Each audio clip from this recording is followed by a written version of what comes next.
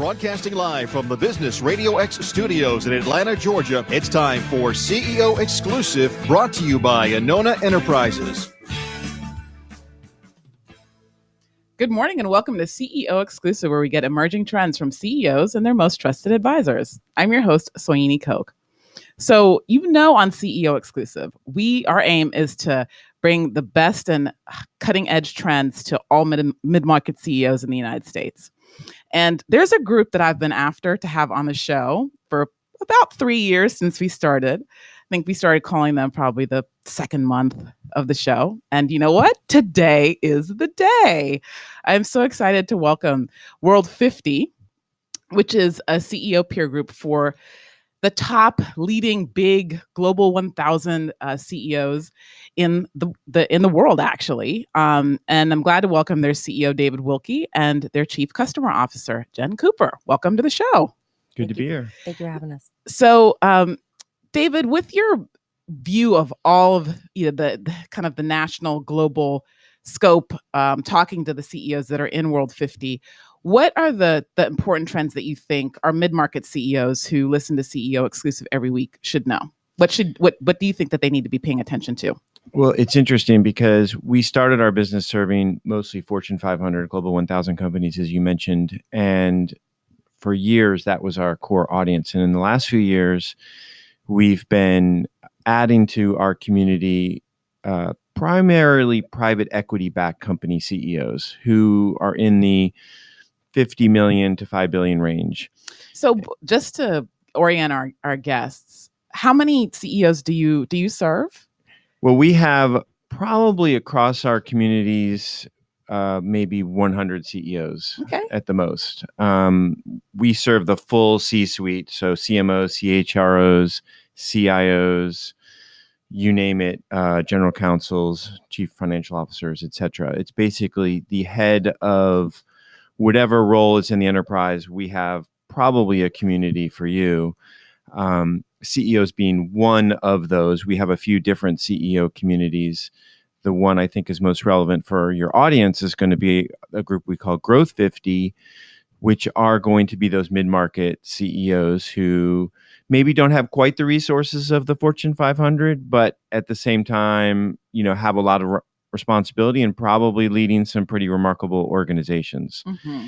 To answer your question, it's been interesting for us because we have been talking to these C-level executives at Fortune 500 companies for years. And Jen, my colleague here, spends a lot of time talking to them, and she can tell you more. But this group of Growth 50 CEOs, as we call them, we sort of joke that they could be called Culture 50 instead of Growth 50 or instead of CEO 50. And it's remarkable to us as we get on the phone with them and get to learn from them and what is keeping them up at night. And they all seem to either start with or pretty quickly gravitate towards building a great culture. And when you unpack that, you wonder, okay, is it because they have this desire to just give to their associates and make it a great place to work? And for sure, that's true. But there's more savvy than that. They see it as the way to unlock the value in their company and to create a real competitive advantage vis-a-vis their competitors and what else they're trying to achieve in the market. It's very interesting because, and it's not coincidental that we found the same thing, that interviewing the CEOs on our show that are largely Inc. 500, 5,000 companies, culture comes up, keeps coming up almost every show. So Jen, why is it that you think when we talk about the financials, what are you seeing that makes culture actually drive the financial performance of the companies in the Growth 50? Yeah, I mean, I think it all is sort of part of the ecosystem of talent. And I think right now if you can't talk to anybody in the C-suite without talking a lot about the talent that they're, having access to, that they're trying to keep. And I think the culture is a big part of the talent. So, the financial impact on a company is being able to get the good people at this point, I think. Mm-hmm.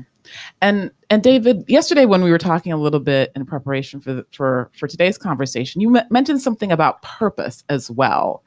And how does the purpose conversation and the culture conversation tie in together? And then why are those two important? How are they driving financial performance? It's everything. In fact, Jen and I are going to a team meeting right after this to talk about that in our own company, because you cannot talk about it enough. The culture thing is really an umbrella, perhaps, but what's really driving it is a sense of purpose. And what I've come to appreciate is that your sense of purpose is challenging as CEO, because you want to have a sense of purpose that makes sense for your clients, your sort of commercial purpose. But that may not be the purpose that gets your associates up in the morning without an alarm clock. Now, as we were talking yesterday, if you're Tom's Shoes and you're putting shoes on kids in parts of the world that have no shoes, you know why you're getting up in the morning. Your commercial purpose and your purpose for working at Tom's Shoes are the same. But not every business is afforded the luxury of having such a great cause, if you will. And so I feel like it's the job of the CEO, and we see this in our members, that they have to bridge the gap. They have to create a purpose that works sense in the market so that their customers are getting great value from whatever service or products they provide. But they have to create a purpose for the associates who walk in the door every morning and want to do that and want to give their best effort and want to stay and collaborate and so on. And those are often not the same thing. And you as CEO have to figure out how to bring those two together in a sort of symbiotic way. Wow. So many questions. So how do you do that for World 50? What is World 50's purpose, and what gets the World 50 associates up without an alarm clock? And at the end of the day, so how does this tie into some of the other conversations that are happening in the greater ecosystem, like conscious capitalism and things like that? So pick any of those that you want to go for first. That's a lot. I'll start with what it means at World 50. When I first became CEO, I was struggling for the rah-rah speech. And it took me a while to sort of figure this out. So we're in the business of basically helping these executives stay ahead. And what is our purpose for our associates? And we finally came up with this: make leaders better. So that's our commercial purpose, if you will, is make the leaders in the world better than they are, help them be better. And then the flip side of that is make better leaders. So if you come to work at World 50, we want you to leave whenever you do, whether that's retirement or you go on and do, start your own company or go to some other great enterprise. We want you to be a better leader. And we actually have this sort of drawing of it that you can read it either way. You can read it as make leaders better or make better leaders. And we basically discovered drink our own Kool-Aid. So people come to World 50 because they think what we do is really interesting, helping these executives succeed. But then soon after they get there, they're like, but I'm not one of them. I'm not one of our members. I don't get that experience. And Jen can tell you more about this, because a lot of it was her brainchild. Was like, well, why couldn't we maybe do some of the things we do for our members to develop our own colleagues? Yeah. So share with us about that, Jen. Yeah. I mean, I think it's interesting because David mentioned the things that drive you in the marketplace don't always also equal a good culture. I mean, if our North Star is our member experience, and we have to, that means you're always on. If a member calls you and needs something, you're there, and that can be a sort of a rub. I think what aligns us is that our purpose is to be that. People get up in the morning and they come to work because that's what they want to do for our members. We do a lot of, we host big summit events for our members. We do it twice a year. And in the early days of the company, we would say every employee got to go to one of those to see the magic of our members coming together. And when they share insights and kind of lean on each other in terms of what they're going through. But then as we got bigger, we realized that wasn't practical. We couldn't do that anymore. It was starting to affect the member experience if we had too many of our own associates in the room. So we decided to host a summit for our associates and treat them the exact same way. The invitations, the name tags, the lunch that we brought in, the food, the special guests at the front of the room, just to give them an experience of what it was like to be a member. And we've done several of those type of things. Even up until yesterday, we were at one. It's a huge production. It takes a lot of energy to do, but it lets the associates connect. And even some of our sort of young first time in the market associates to really connect to what an executive goes through. Great. And so what about the broader conversation, like the conversation that you're having at World 50 about culture and purpose? How does that dovetail into some of the other conversations that are happening around conscious capitalism? I don't know if you're familiar with Go Beyond Profit. We've had them on the show with Jackson Healthcare and the efforts that they're doing. Yeah, well, you know, no matter what business you're leading, it's your customers are, you know, we believe, and we see this from what we're hearing from our members. You're increasingly going to be judged by what you stand for instead of just what you make or what service you provide. As companies increasingly, you know, as products and services increasingly become commodities, if you will, though you fight for differentiation, customers are increasingly looking at what is it about this company? And there was companies like Zappos and others, they were early on this, you know, the culture was actually part of the brand. Mm-hmm. And we studied those companies and got to know those leaders, and we sort of saw that coming early. And so we think very much about that aspect of it, which is that your culture is going to be actually part of your value proposition to customers. Whether you make something that has a real positive impact in you know, the social sector, or whether you make something that, you know, is like a petroleum chemical that needs to be used as part of some specialty manufacturing operation, that it makes it hard to connect to, well, how is this really making society better? You know, the product or service might really be needed. You just have to find a way to make it about your company is doing the right things, treating its associates the right way, treating customers the right way, and creating, you know, a positive brand around the totality of your organization, because customers are going to figure that stuff out. They're going to go online, they're going to go to social media, they're going to see postings and so forth by your associates and your customers, and they're going to think about your that whatever product or service you sell far more than just the characteristics of the product itself. And that's what we're seeing. And that's the real challenge, especially in a world where transparency is increasing, which we could also probably spend a lot of time talking about. Go ahead, Jen. I think that it's important that you do it in a way that's authentic to your business too. Mm-hmm.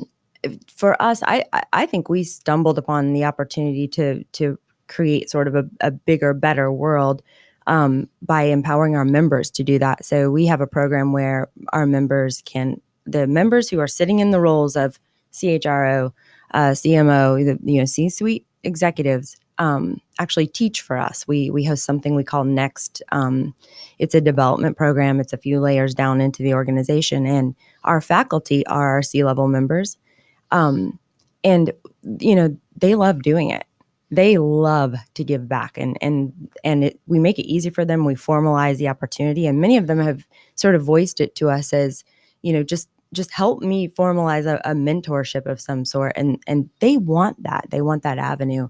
I think, you know, programs like that are really authentic to us. It's still what we do, but it's also helping our members kind of give personally back to the development of others. I think that's really key. Can I hook on a Jen Sure, thing? please. We love hooks. Yeah, CEO exclusive. The one thing, you know, there's sort of two versions that we see. There's the go do Habitat for Humanity and build a house, Mm-hmm. which is a terrific organization, and you for sure should go help Habitat Humanity build houses. But what we think is the best practice is to apply the craft of your organization in a positive way, because any organization can go participate with a philanthropy, but do something that's substantive and meaningful to you. We had a really unfortunate circumstance. A dear colleague of ours a few years ago passed away from cancer, and she was being treated at Winship at Emory, and they were wonderful to her and her family. And even though she passed, her family had this real affinity for the treatment that they got from Emory. So every year, we go and do a 5K run at Winship, and we pretty much get every associate to go, and we run it with her family. And her former family keeps getting bigger because their brothers and sisters are having kids, and we're hiring more people who never knew our colleague who passed away. And I think we're on the brink of being the largest team that does Winship. I think we were second this past year and we'll be probably first next year. It's something that's authentic to us. And we write for us a reasonably large check to that organization, but it's meaningful to us because we're doing something that's important and authentic. We didn't just, roll a wheel and say, oh, Winship looks like a good organization. It's one that we can really connect to. And I think that's the best advice I would give to your CEOs is find something that's meaningful to your organization and then apply your energy that you do in your everyday business toward that. Don't just pick a philanthropy for the sake of it, if you will. Mm-hmm. So I was talking with someone yesterday because I love this. And as you can see, just because it's in the ethos, like this discussion about whether or not you call it go beyond profit, conscious capitalism, conscious business, taking a stand, whatever, right? That's the thing that's kind of bubbling up in the middle market right now. And he said, well, it's not going to last past the first recession. When push comes to shove and the CEOs are pressed to become mercenary capitalists versus conscious capitalists, we know the choice they're going to make. What's your thought about that? I'd like to believe that's wrong. We all would. I'm sure to some degree there's some reality in the fact that if jobs are scarce, that the supply-demand equation will change where the employer will have a easier time fulfilling open jobs. But if you get to know the people entering the workforce now, they're seemingly, I think the tipping point has happened, that they really care about what they do. They care about meaning and purpose and being part of a great organization and being able to, go home at night feeling like they did something positively and being able to tell their parents and their friends and so on. I think that's going to carry more weight. You just have to hope that it has a financial impact that sticks. I mean, you have to hope that if the good you do in the world is also a good financial impact for you, then it becomes part of the business. I think that's what everybody kind of hopes happens. Mm-hmm. Yeah. All right. So we've reached the point in our show where we're going to change the conversation a little bit and talk more about World 50 and how you all are building a great organization. So listeners, we are talking to World 50 CEO David Wilkie and Chief Customer Officer Jen Cooper. And so as you think about, being a leader, being in a fast growth company and how you are building a great culture, you shared a couple examples. What are some of the other recommendations that you have for the CEOs listening about having that creative spark that says, okay, here's how, I make widgets, I make playground equipment. I'm a manufacturer. I have whatever, right? And it's not necessarily Tom's shoes, right? How do you help them think through, or what recommendations do you have for how they can think through how to create a purpose that's inspiring internally and externally, and tying them together if they're not the same thing? Yeah, the kind of dual purpose, if you will, I guess, or set of purposes that tie together. My best advice is on creating that is spend your time and, clear time and draw and scribble and talk to your colleagues. And it's one of those things that's going to probably have to come through some iteration. You're going to have to really, because you want something simple and something that everybody gets. And it's like it's the classic harder to write something short than longer. But just, talk to your customers, talk to your associates, and just soak it up and draw diagrams and words and stuff like that. Play with a thesaurus, all those sorts of things.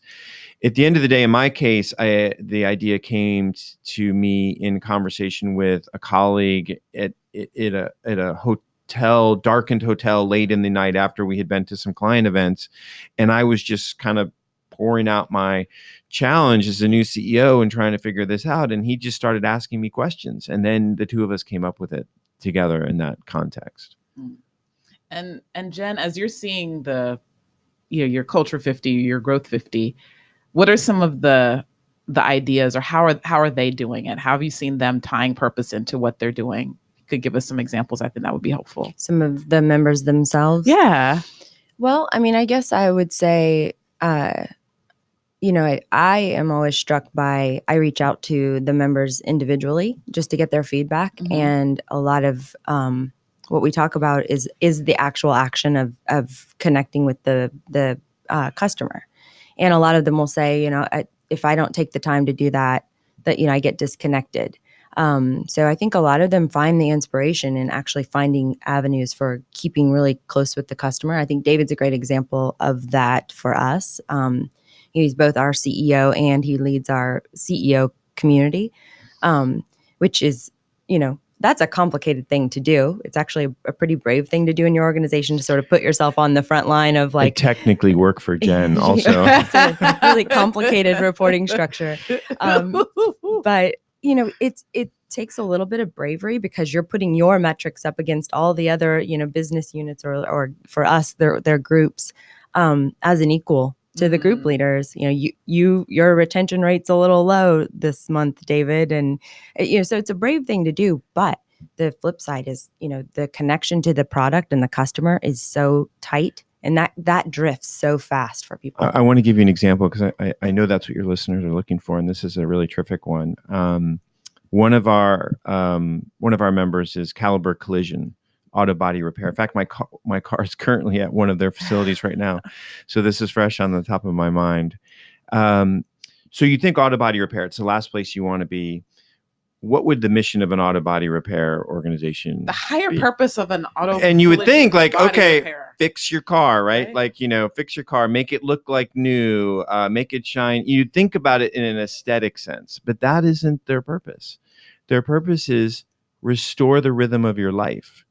And you think about that for a moment, like it's the last place you want to be is an auto body repair. Like you go to the dentist first, right? So because it's just so disruptive to lose your car and you don't know when you're going to get it back. Especially in Atlanta. Yeah. And so they've made the purpose of restoring your life their purpose, and they build their organization and culture around that. And so they're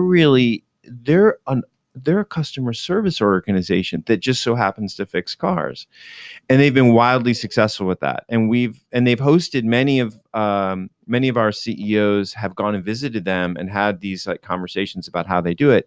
Steve Grimshaw, who's the CEO, he talks about this above financials. He's like, if we get this right, the financials will work out. And he's a complete advocate for drive for purpose. You'll be successful as a result. Great. And so what do you think is the kind of the future of the move? Where do you think we are in the adoption of this, first of all? And then how do you think that it's gonna change even the bigger companies, like, as because you have your finger on their pulse? It's interesting because, we in our day job get to talk to some of the, most accomplished executives in the world. We flip through the Wall Street Journal and see their names, and it's a real privilege. Yeah, that's why I wanted you on my show. And I'm so happy you came. But what I would say to your listeners, it's like, it's easy to look outside your organization for inspiration. What's really great is when you can look inside your organization for inspiration. And when you said, I want you to invite one of your colleagues, I deliberately invited Jen because I am actually inspired by her. And when I look at examples of great leadership, I look at Jen. And if Jen is going to be part of this next generation of leadership, I know I look as young as Jen, but she is a little bit younger than me. She's going to be driving, she's going to be leading a kind of organization that's further along this journey than I am. And the folks working for Jen, who will be that next generation, if you look at them, I think are going to drive it even more. And so all you have to do is look down your, hallway at the people you walk past when you're, going to get a cup of coffee and ask yourself, what kind of company are they going to want to lead and be part of? And that might answer your question. Yeah. Jen, do you have a thought on how prevalent this thought process or this point of view is amongst the largest companies in the world? So, we've had the CEO of Conscious Capitalism on the show in March, and it's interesting. I mean, I talked to some people about it. They kind of don't know anything about it. Then you talk to you all and you're like, well, this is the thing. So where are we in the adoption, so to speak? Yeah, I think at the end of the day, if your career keeps progressing, you end up with people as the biggest thing that you have to think about. And I think the ability to constantly motivate and remotivate and lift and move forward. And if you don't have a North Star and a, sort of that everyone understands and everyone can rally around. And as leaders, our job is to constantly sort of reinvigorate and, the people being at the center is a huge piece of that. I think David's right. It's, the ideas are there, the people are there, they want to be a part of where the business goes, and just letting them be a part of that. I think it's really, really prevalent. And I think our executives are more and more looking at, how do I farm ideas? How do I get my associates to buy in on where we're going? And if they do, that you can't stop them, and a lot of that comes down to having that purpose, the higher, like, where are we going? What's the North Star? It's not to make more money. That's not an inspiring North Star. Mm-hmm. It's going to increasingly show up in empirical ways as investors make investing decisions with this as an input. And we saw it years ago. We have a sustainability group, and we had some. You got a group of CSR officers is Okay. one of our groups, is Sustainability 50, and we had some fund managers, asset managers, if you will, come in and talk about they were running a green fund. So they were investing in companies that had good environmental track records and so forth. And they sort of revealed, it was very interesting, because they sort of said, look, we look at companies with really good safety records, environmental records, and so forth. And they go, part of it is the fund we run has that. But the real truth of it is they're just markers for good management. Mm. Well-run companies have good safety records and have good environmental records and so forth. And they're probably doing all the other things well, hiring great people, great strategy, good financial discipline. And we just view it as a way to see what we can't see. That was years ago. Fast forward to today, and you see the letters coming out from Blackstone's CEO and others who are basically saying, we're going to invest in good companies. And I think they're smart enough to know that the things you can see, like how you treat your customers when there's a bad customer's, when something goes viral and there's a video of your customer being mistreated by some of your, frontline associates and those types of things. And they look at the way the management handles those issues. Like it's the customer's fault. Right. And it's an insight into that management team. You don't get to sit in the boardroom. You don't get to sit in the executive committee and watch them. But here for a moment, you do. And when they see that behavior, they must think, they're probably that way or worse behind closed doors. Is that the place we want to put our investment assets? And they're probably saying maybe not. And so increasingly in the future, investors, particularly as women are controlling more and more and more of the investing assets out there, and I think they have a better eye for this than most, are going to be making the decisions with their dollars. And leaders of companies are going to have to acknowledge that. Great. And so what's new or what do you expect is the future for World 50? What can we look forward to from your organization? Oh, you want me to answer that? Go for it. I'm curious to hear what you say. I think we're always exploring how can we have, in the core business, the communities of the 50 top, executives in the world in that function. That was our core. I think we're looking at ways to expand who that covers and how we can have different conversations with those same people.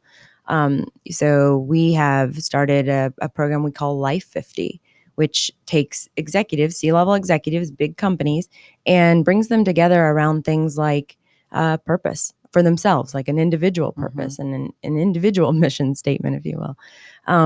And that's been a really eye-opening process for us and opened up a lot of new avenues.